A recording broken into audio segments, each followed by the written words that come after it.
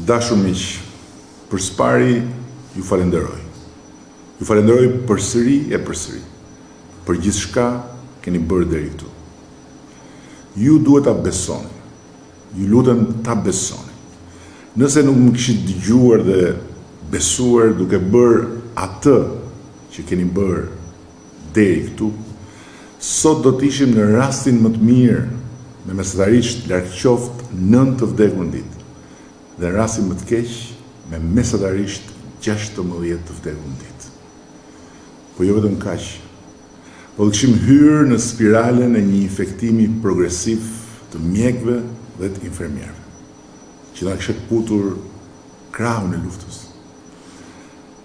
Dhe akoma më tepër ne sot jo nuk do të mund të flisnim dot për hapje, po do të vuanim stresin e pafundëm të një mbylljeje në kushte ankthi dhe paqartësie totale, që mund të zgjasë zinxhirin e vdekjeve deri përtej 1500 në vetëm 90 ditë.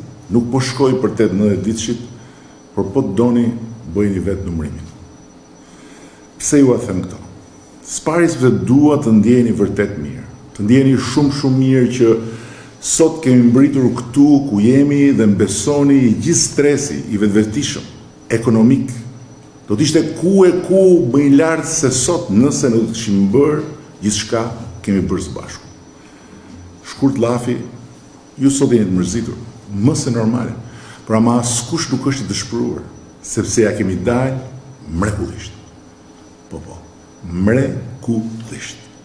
Dhe ja ku jeni, shëndoshe mirë, dhe kjo nuk është pak. Kjo është shumë, është gjithçka në këtë situatë të jashtëzakonshme.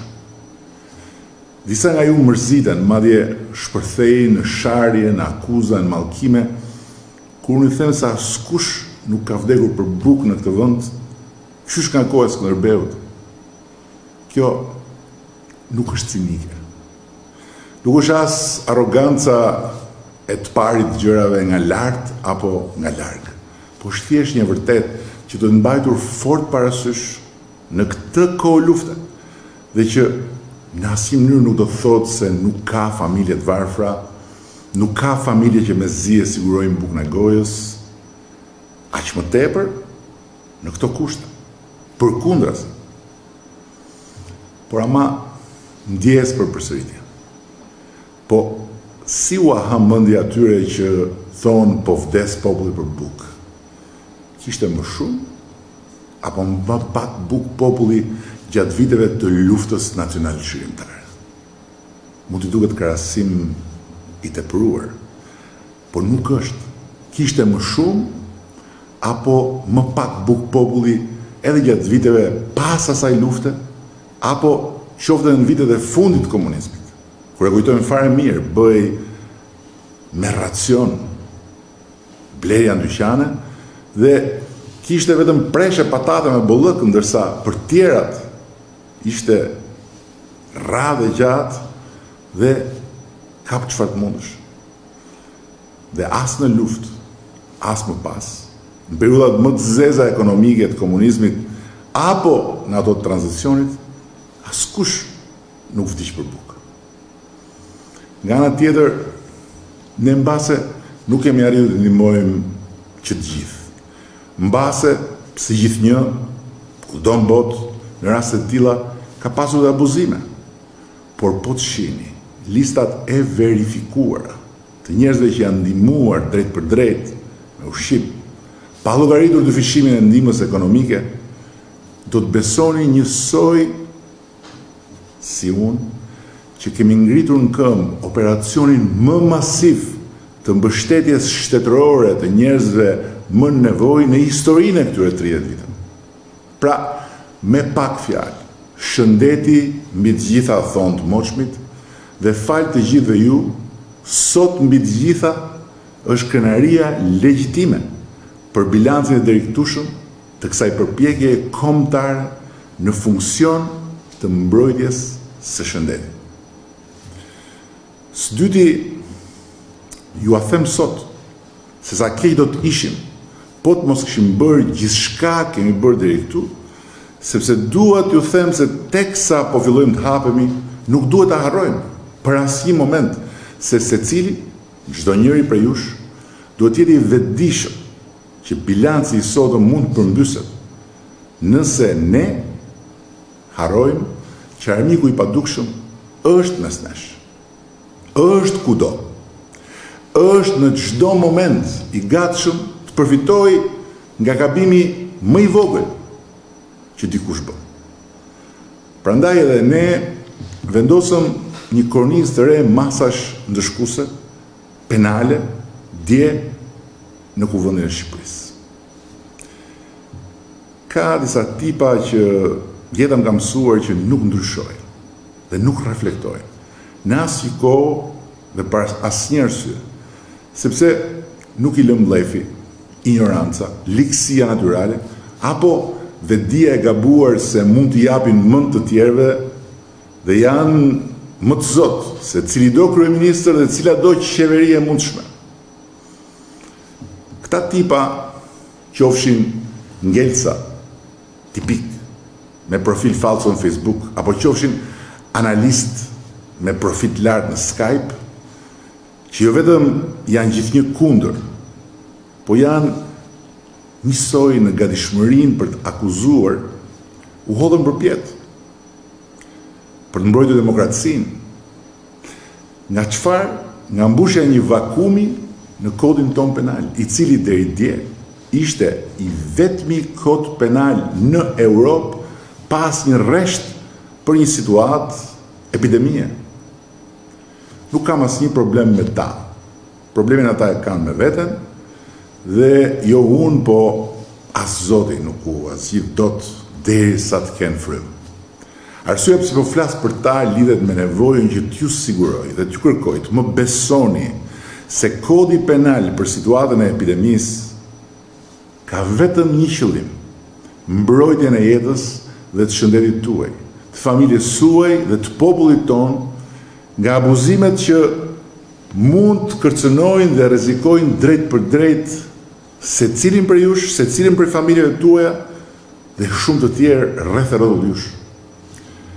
Sot duhet ju jap një provë të thjeshtë për faktin se ndëshkimet në këtë situatë nuk janë asnjë dëshirë e shpirtit tim diktatorial, asnjë plan i mendjes sime për të bërë si Enveri, siç më akuzojnë ata tipat e lartë përmendur, por thjesht një domosdoshmëri për ta forcuar unitetin e disiplinën kolektive në të luftë, ku një pakic krejt e vogël nuk mund të lejohet të gryej forcën e madhe të rezistencës popullore ndaj këtij armiku të padukshëm dhe të hedhë në lumë gjithë të përpjekjet përbashkët, duke mbjell vdekjen në trupin e njerëzve të pafajshëm.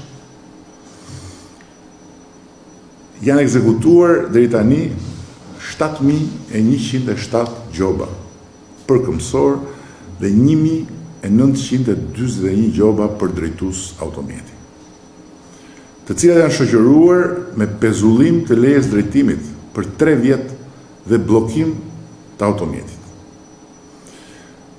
Ne sot kemi vendosur mos ekzekutimin e të gjitha këtyre gjobave dhe kthimin tek gjobiturit të të gjitha patentave dhe të të gjithë mjeteve të bllokuar. Javën e ardhshme, me hyrjen në fuqi të kodit të ri penal për situatën e epidemisë, të gjithë qytetarët pa përjashtim le të startojnë të gjithë barabartë në fazën e dytë të kësaj lufte, kur hapja graduale do të shoqërohet patjetër edhe me mundësinë e ndëshkimeve shëmbullore për cilat nuk do të ketë më asnjë kthim pas. Le të themi çfarë iku dhe në fundit edhe ata të cilët gabuan le të marrin të drejtën e qenit të padyshuar, si të pabindur apo si të papërgjegjshëm, dhe thjesht le të kthehen si të gjithë tjerët në të njëjtin start. Ama kush nuk do të dojë të jetë njësh me interesin e popullit dhe të vendit, do ta paguaj me të gjitha pasojat tani më të rënda edhe penale që parashikohen nga çka miratuam dje në Kuvendin e Shqipërisë. Sepse asnjë hapje nuk mund të kthehet në hapje rruge për infektimin e njerëzve nga këmbësorë të papërgjegjshëm, nga drejtues të pabindur automjetesh, nga sipërmarrës apo dyqanxhi të pavëmendshëm për të mbrojtur shëndetin e personelit dhe të konsumatorit. Si do të hapemi? Sot kam pasur 2 biseda shumë dobishme me 2 miq shumë të mirë, më të zotë dhe më të ditur se unë, kancelarin e Austrisë dhe kryeministrin e Suedisë. Të dy më kanë komplimentuar për bilancin e Shqipërisë në këtë situatë, sepse është fakt që dhënat e vendit tonë, qoftë për jetët e humbura për 1 milion banor, qoftë për nivelin e ngarkesës së sistemit tonë shëndetësor, e rendisin sot për sot Shqipërinë në radhën e vendeve me bilancin më të mirë të mundshëm në këtë luftë botërore. Por nuk është kjo arsyeja pse po ju informoj për këto 2 biseda të sotme. Ju e dini, e kam thënë, Austria është një vend që ka një strategji thuajse të njëjtë me ne. Ndërsa Suedia, e dini, është një vend që ka një strategji krejt të ndryshme, por edhe unikale, botërisht të njohur si e ndryshme nga të gjitha vendet e botës në përballimin e kësaj situate.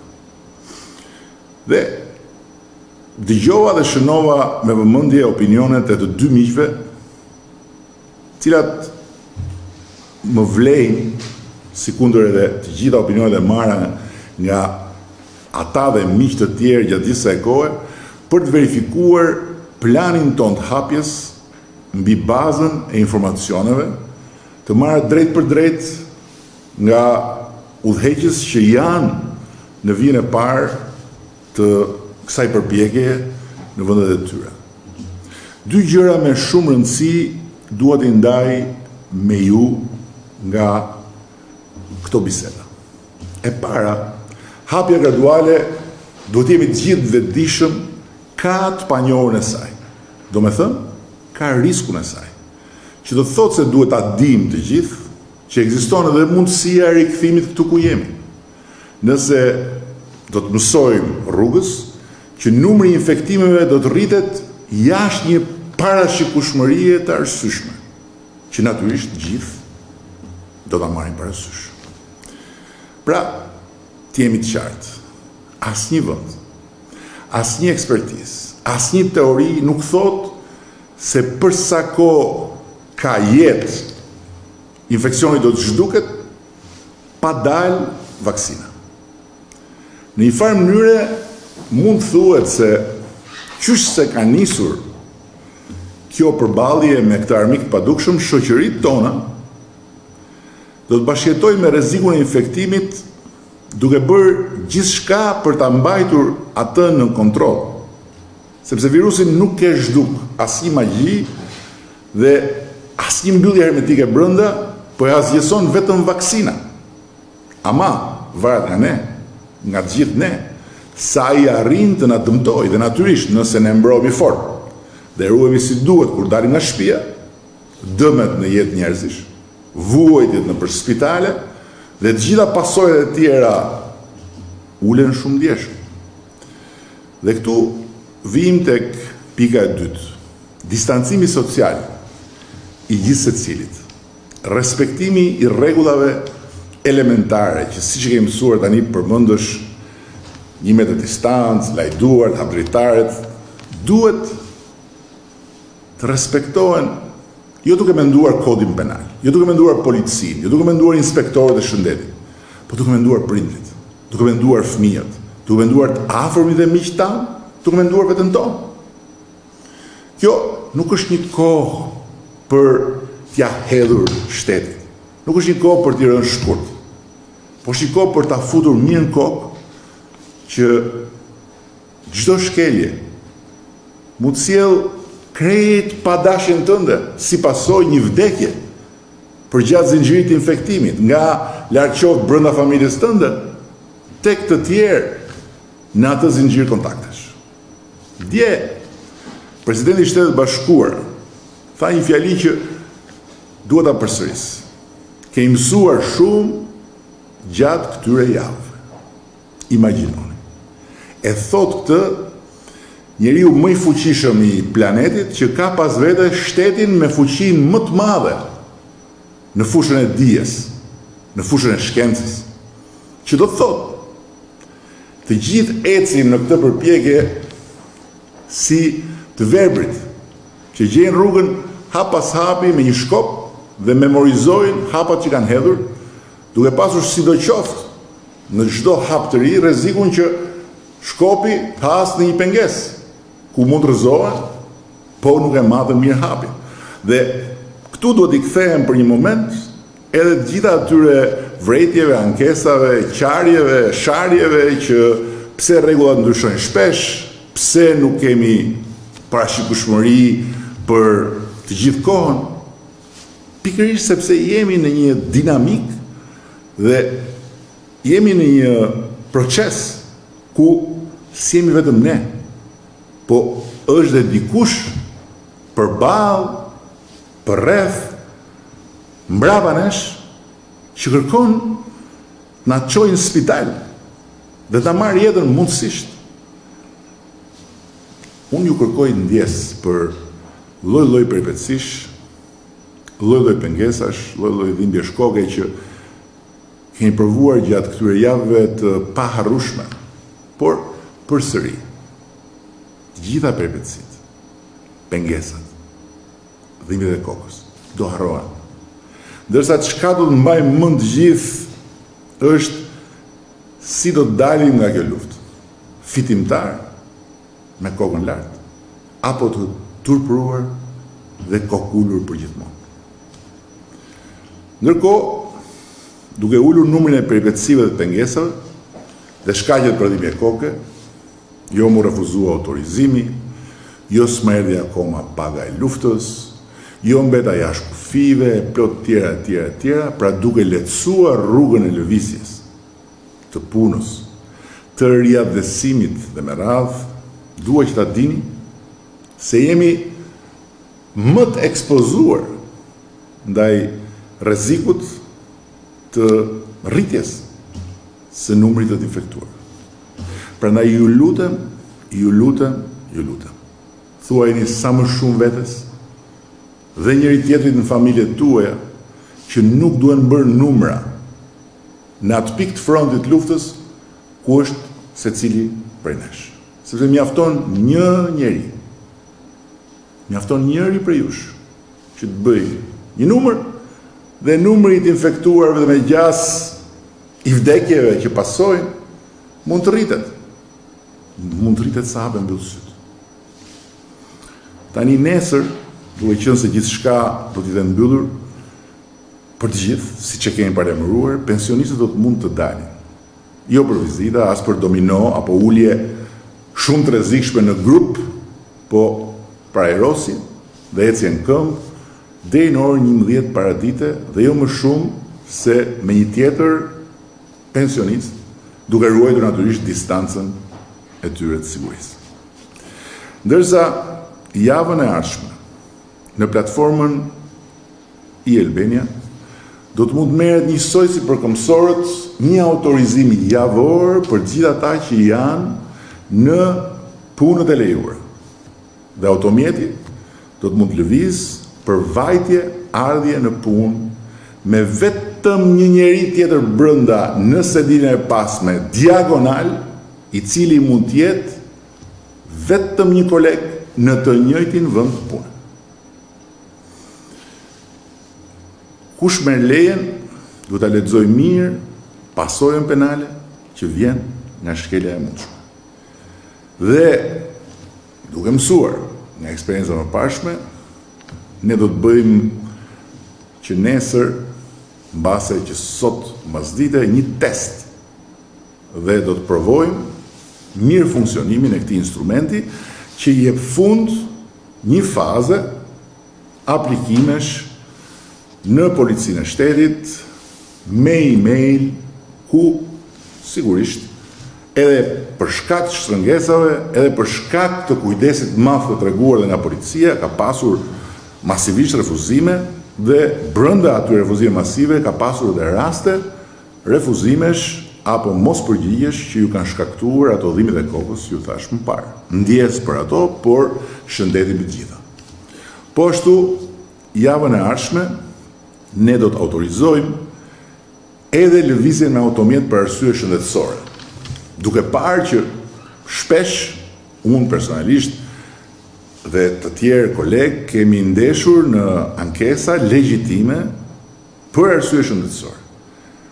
Ama kjo autorizim do duhet mbështetet nga një dokument mjekësor që drejtuesi i automjetit duhet ta mbajë me vete.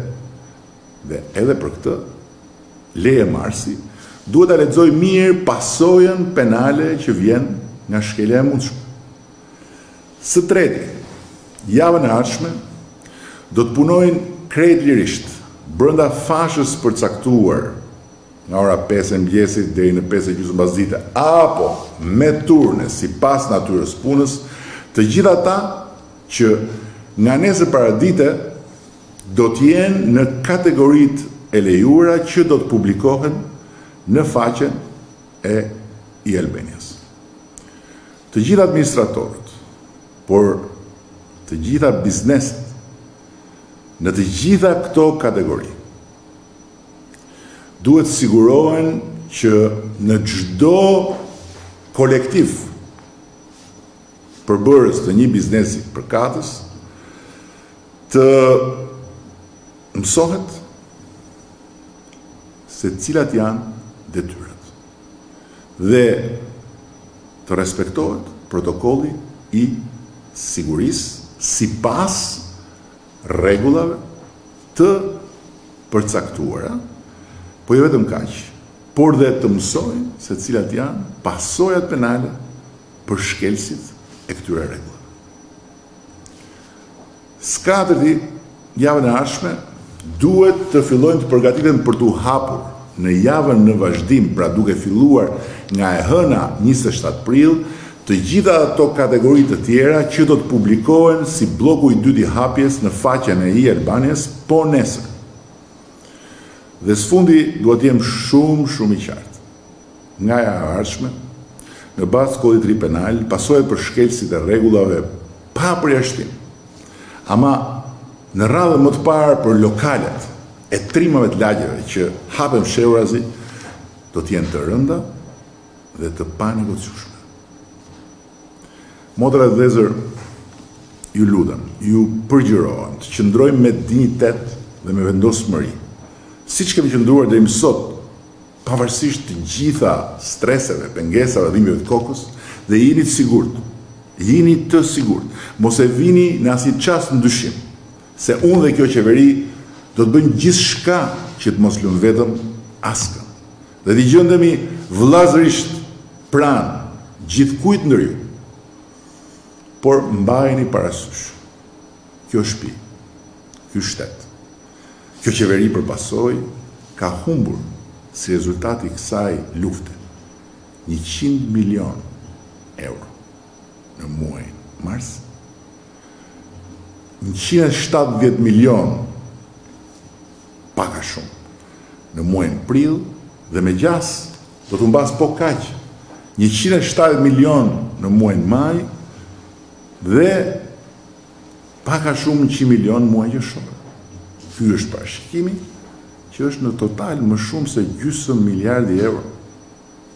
Nuk po ju qaj, as po ju ankon, as po ju them se për shkak këtyre humbjeve do t'ju kthejmë kurrizin. Në asnjë mënyrë jo, do të bëjmë gjithçka, por thjesht po ju sjell në vëmendje që si në shumë shtëpi të zakonshme, shtëpitë tuaja, edhe në të shtëpinë tonë të madhe, të përbashkët, të ardhurat janë goditur. Dhe duke marrë parasysh se sa shumë po bëjmë dhe sa shumë duam të bëjmë deri në fund që të mbështesim, të ardhurat janë goditur fort. Kjo do të thotë vetëm kaq. Kur kërkoni nga unë këto kushte të vështira për të gjithë, të mos e dyshoni që unë duhet merrni jo aq sa kërkoni, po edhe më shumë nga sa kërkoni, sepse besojeni ose jo, sot më shumë se kur ju jeni të gjithë familja ime dhe çfarë është shtetit nuk është imja, është juaja. Po çfarë është e imja është përgjegjësia që kjo shtëpi të qëndrojë me dinjitet sot dhe të jetë dinjitoze edhe nesër. Prandaj ju lutem mos i dëgjoni. As kukuvajkat që predikojnë vdekjen për bukë, as bilbilat gjyzar që recitojnë recetat çuditëbërëse që detin e kthejnë në kos. Ne do ta fitojmë këtë luftë. Dhe lehtësimi do të vijë pas gjithë dhimbjeve të saj do të na bëjë të kuptojmë se sa e fortë dhe se sa e mirë mund të jetë Shqipëria.